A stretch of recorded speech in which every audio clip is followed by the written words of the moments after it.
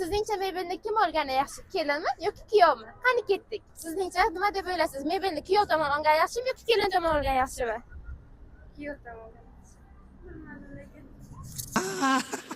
Mebelni Erkak tomon olgan yaxshimi? kelin tomon olsa yaxshi.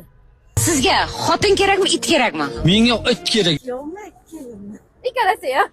Qaysi biri olgan yaxshi deb o'ylaysiz? Kuyovda. Kuyov deysizmi? Kelin tomon ham o'zi uchun qiladi. Endi kuyov tomon ham olgani yaxshi. Ekskavator kerakmi? Kuyov tomon olgan yaxshi.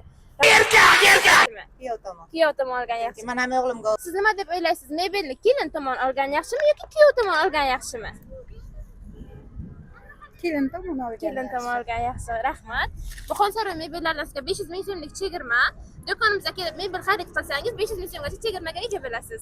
500 ming so'mlik vaucherga ega bo'lasiz. Bu sizga 500 ming so'mlik vaucherimiz. Do'konimizga kelib mebel xarid qilsangiz 500 ming so'mgacha chegirmaga ega bo'lasiz.